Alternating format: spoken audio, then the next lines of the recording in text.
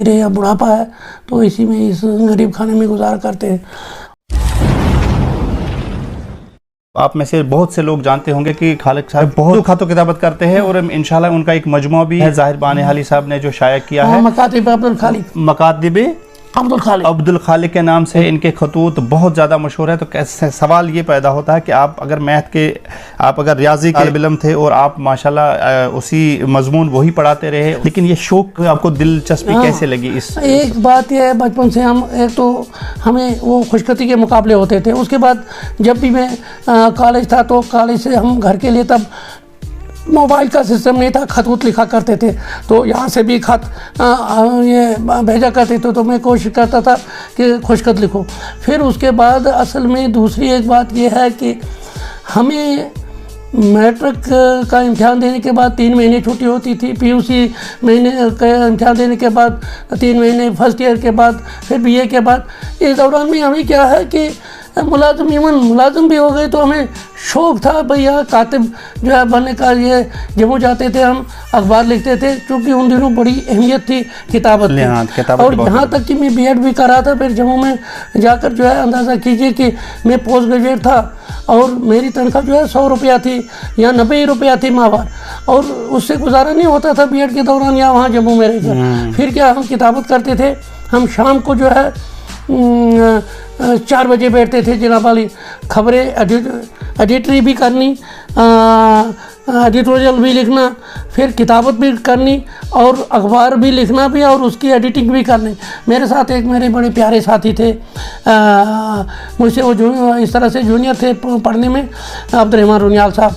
क्या बताऊँ कितना खुशखत लिखते थे वो, बहुत खुशनवीस थे वो भी। उनका भी नेचुरल हैंड जो है बहुत अच्छी, और उनमें बड़ी खूबियाँ थी। एक तो वो लिखते थे, लिखने का तो फन था। एक उनका जो है गला आपकी तरह बड़ा सुरीला था, बहुत अच्छा गाते थे वो। और जब कॉलेज में थे, मैं उस वक्त फाइनल में था जब वो पीयूसी में दाखिल हुए थे, तो हमारे साथ वो डेरे पर थे। तो जब हम पढ़ने में थक जाते थे तो आधा घंटा उसको कहते थे, थोड़ा सा यार कोई नाच कोई गाना सा गा लो, जरा हमें थकावट महसूस हो रही है। तो वहाँ जो है भद्रवा, हालांकि ऐसा जगह है, वहाँ हमारी डेरे के चारों तरफ औरतें मर्द तकरीबन से कुछ जमा हो जाते थे सुनने के लिए। हाँ माशाल्लाह। मैं एक दफ़ा पता नहीं वो किस्सा कहना ठीक रहेगा, मैं वहाँ प्रेस कर रहा था अपने कपड़ों को, वो आयरन वाली थी, वो जो जिसमें वो कोयला लगता है, वो चूँकि उस ताकचे के पीछे वो काफ़ी ज़्यादा चौड़ी जगह थी, वहाँ कर रहा था। तो सामने से रास्ता था, कोई ये बारिश का महीना था इसका, मार्च का, तो बारिश थोड़ी थोड़ी हल्की हो रही थी। सामने से गर्ल्स हाई स्कूल के लिए रास्ता जा रहा था कि एक जवान थे, हम उधर, मेरे साथ अब्दुर्रहमान साहब भी थे। तो बात यह है कि वो हमारे सामने गिर गई। अब जब गिरी तो लगी होगी, तो हमें ऐसी ही मुस्कुराहट अपनी, हमें उससे हंसानी मुस्कुराहट निकली। हाँ, तो उसे कोई महसूस हुआ, वो कहते हैं भाई बड़े आप उठी ना, लगी होगी उसे, बदतमीज़। उसने कहा, तो वो जो मेरा साथी अब्दुर्रहमान साहब थे, उसने कहा बदतमीज़ कहो या कहो जानवर, उसने तर्ज से गाया ना, तो वो सुनने लगी। जब वापस आई शाम को, जनाब वाली वहाँ रुकी और कहने लगी कहाँ है आप? मैंने कहा मैं आई हूँ। कहने लगी माफ़ी मांगती हूँ मैं कि मुझे गलती हुई, आपने कुछ नहीं कहा था तो मुझे जो है मुझे गलती। मैंने कहा चलो मैं माफ़ी मांग लूँगी कि आप तो अपने तरीके से न मुझे कुछ कहा, तो मैंने ही आपसे जो है ये तलखी की, तो लिहाजा आप मुझे माफ़ करें। तो चलो हमने कहा हमने महसूस ही नहीं कहा, तो माफ़ करने की क्या बात है। और हम आपस में बात कर रहे थे। तो फिर बात यह, उसने कहा नहीं वो लड़का कहाँ है, वो गाना मैं सुनना चाहती हूँ। मैंने कहा भाई बात यह है, मुझे ऐसी आई, मैंने कहा कहाँ लाऊंगा, फिर आपको गिरना पड़ेगा फिर जाकर। हाँ, तो बात यह है। तो वो फिर उसके बाद जब भी वो हंसे गुजरे वो खड़ा हो जाए कि इतना वो पुरकशिश, बहुत ज़्यादा वो बहुत ज़्यादा फनकार था, अफसाना निगार था, शायर था, अपनी ज़बान में भी गाता था, बोगली में भी गाता था, उर्दू में भी गाता था।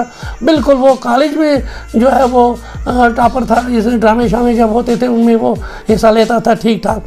तो बात यह है कि वो और लतीफ़ को भी हमने, तो फिर लतीफ़ भी वहाँ तकरीरों में जो है टॉप करता था भदरवा में, तो कॉलेज के दौरान। और एक दफ़ा ये जो हमारे तीरथ सिंह ठाकुर जी है, उसने मुझे अपनी ज़बान में कहा था जिन तजमीन दोस्त उनको हाल जो, मैंने कहा यार ये जस्टिस है, पता नहीं इसका कौन सा दोस्त, जिन आपका वो लतीफ़ साहब आपका, यही मुझे याद आता है ना कि ये बराबर है, हमारे वाले साहब का भी मोहम्मद इब्राहिम नाम था और भाई का लतीफ़ इब्राहिम। जब आप अपना नाम बताते ना, मुझे परसों भूल गया, फिर नहीं मैंने कहा ना, फिर ये मुझे भूल गया, ये ममाज तो था कुदरती। आपको मैं बताऊँ, हम मुझे लड़का गिर गया तो श्रीनगर जनाब हम थे, श्रीनगर जब गए तो एक वहाँ रुके थे, एक बहुत तगड़ा घर का, वो जनाब वाली रोज़ाना लाए घर से खाना छाना, और यहाँ तक वो नटीपोरा का था, हम थे बुरदला में, और वहाँ से वो क्या करता था कि रोज़ाना हमारे मेहमानों को 5-5 6-6 वो अपने घर ले जाता था सुलाने के लिए, आराम से खाना छाना भी। फिर मैंने यार मुझे भी कहना का यार असल में एक बात पूछ लूं एक बार, ये क्या है, ये माजरा क्या है, क्या कभी इनकी दोस्ती रही है हमारे साथ, इतना आप आते हैं, क्यों हैं हमें तो वो इंडोर है लड़का, और इस मुसीबत में आप इतना साथ दे रहे हैं रोज़ाना का। यार असल में एक बात बताएं, यहाँ बुजला का कोई मौलाना था, क्या लगा वो वाज कर रहा था, तो मैंने कहा था उसे कि भाई आपका देखो कोई ड्राइवर वगैरह कोई ज़ख्मी होता है, कोई किसी को लगती वगैरह है, तो तब मुझे बताना चाहिए, तो मैं उनकी खिदमत करूँगा। मेरे 3 डॉक्टर जो है मैंने उनको जगह दिया, और उनको वो मेरे खास हैं उधर बुज़ला अस्पताल में। क्या लगा जो ही उसी दिन दूसरे दिन जुमा के दिन मैंने खुतबा दिया था, सनीचर को आपके लड़के का हादसा हुआ, जो ही कहा ये खबर सुनी तो मैंने उनको बताया, इसलिए वो आते थे। धूम उसको एक बात ये थी कि मेरे लड़के का नाम जफ़र था, और उनका भी जफ़र, और बाप का नाम उनका खालिक था, अब्दुल खालिक, लिहाजा इस वजह से भी उनको ज़रा ज़्यादा कनेक्शन होने लगा। ये कभी ऐसा इसीलिए आप पर याद आया हो जाता है कि आपका ये लतीफ़ इब्राहिम लिखते हैं ना, मैंने कहा हमारा भाई भी लतीफ़ इब्राहिम, हमारा भी वाला साहब का नाम मौलवी मोहम्मद इब्राहिम था, तो ये इस तरह से। तो फिर जो है हम किताबत इसलिए करते थे कि वहाँ हम डेली उतना कमाते थे जितना हमारी माहवार थी, तो ये शौक़ था। फिर हम कुछ जो है वीकली अखबार, कुछ इश्तिहार लिखना, कुछ वहाँ तो बड़ी दिनों अब तो मशीनें आई हैं, तो मशीनों के पीछे भी इंसान की नॉलेज होनी चाहिए, तो वहाँ ये इन दोनों हम सहाफ़त का काम भी समझो करते थे, तो साथ में किताबत भी, साथ में ड्यूटियाँ, ये जो है मुलाजमत भी थी, तो इसलिए ये था इस तरह से। और तब क्या जनाब वाली मैं पोस्ट ग्रेजुएट था, बीएड था, यहाँ आया मैं जनाब वाली 60 रुपये मेरी माहवार तनख्वाह थी, 10 रुपये दिए 70 रुपये, और हमारे साथ वालद साहब के साथ इधर बटोत में गरीब में आदमी थे, वो 105 देते थे। उस वक्त मुलाजमत करता ही नहीं था कोई, क्योंकि उस वक्त क्या हेड मास्टर, ये DFO, तहसीलदार, लेक्चरर, जितने पुलिस DSP, इनका एक ही ग्रेड था, कुछ पहले 500 का, फिर 850 का, और हमारा उस दिन सीनियर टीचर का 750 का था। मैंने कहा क्या है, बाद में जब शेख साहब आए तो इन्होंने जो है इन डॉक्टरों का वगैरह का ग्रेड बहुत हाई कर दिया। आप तो हमारे जलसे थे, बचपन से आपको उस्ताद बनना था, या इसके अलावा कभी शौक आया कि नहीं मुझे पुलिस में जाना चाहिए या जज बनना चाहिए? या नहीं, एक बात मैं आपसे अर्ज करूँ, असल में ये मैथमेटिक्स में मुझे दिलचस्पी ज़्यादा उधर की तरफ की। उस वक्त मैथमेटिक्स जानने वाले बहुत कम थे। मैं भदरवा में जब कॉलेज में पढ़ता था, मुझसे एक क्लास नीचे वाले जो है मेरे पास आते थे पढ़ने के लिए, अंग्रेज़ी भी और उर्दू भी। तो लिहाजा बात यह, वहाँ से मुझे चूँकि ग्रुप जैसा होता था, पैसे नहीं लेता था मैं, लेकिन शौक जैसा वो रहा। और थ्रू आउट देखें, जब मैं हेड मास्टर बना उधर, आप अंदाज़ा कीजिए कि जब मैं सुबुलदोश हुआ उसके बाद 14 साल में कमल अकेडमी का प्रिंसिपल रहा, और वहाँ भी मैं बीच में जो है मैथमेटिक्स के लेक्चर देता रहा। तो अब तो वो मैंने कहा था आपको ताकि नसियाँ हो गई, अब तो वो ज़माना बड़े शौक़ से सुन रहा था, हम ही सो गए दास्तां कहते कहते। अब तो बात यह, अब इतनी यादाश्त नहीं है, अब यह है, उसके बाद ये फ़न है। तो इसमें यह है, ये जो मैथमेटिक्स आपको ये बचपन से ही आपके इंटरेस्ट कैसे बना, इसका उस्ताद का ये आप किसको क्रेडिट देना चाहेंगे जो आपके अंदर जो मैथमेटिक्स के तई इतना जो दिलचस्पी पैदा हुई?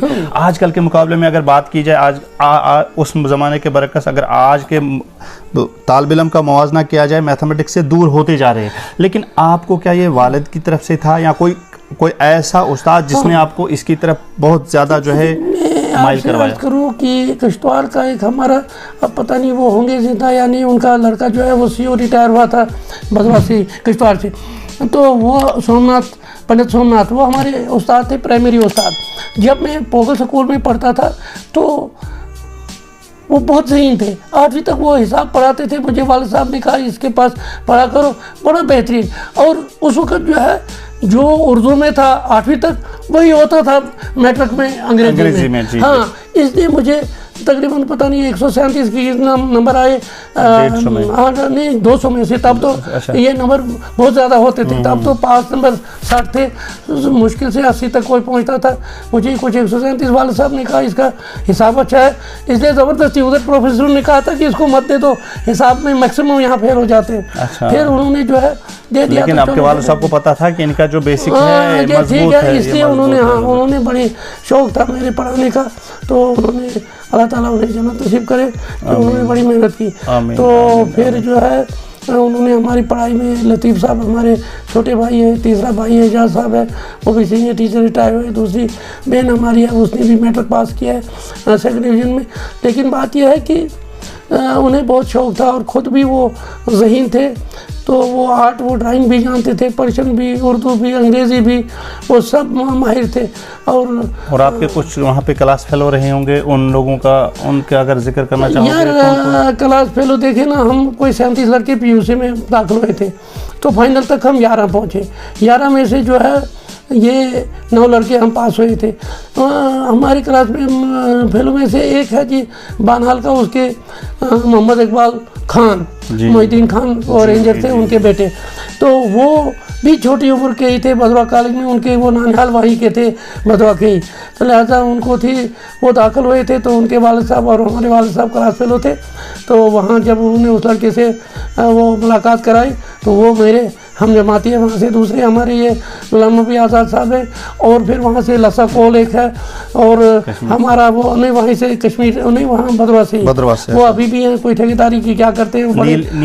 नील से कोई आपका कोई? नहीं, नील से ये थे, यहाँ हाई स्कूल में पढ़ते थे, अमीन वगैरह पढ़ते थे। वहाँ वो एक शान मोहम्मद यूसुफ था, नाम की क्या था वो, शान था, दूसरे हाँ शान, वो पढ़ते थे हमारे साथ। तो चूँकि हाई स्कूल पोगल ही था तब, मिडिल ही था, नील से तब पोगल, हाँ, बल्कि 9वीं 10वीं में वहीं दाखिल होते थे। फिर बाद में वो हाई स्कूल बना, बाद में वो नील का बना। तो इसलिए वो बात यह है कि वहाँ से थे। अब जो है नील, आपके नील ने बड़ी तरक्की की है।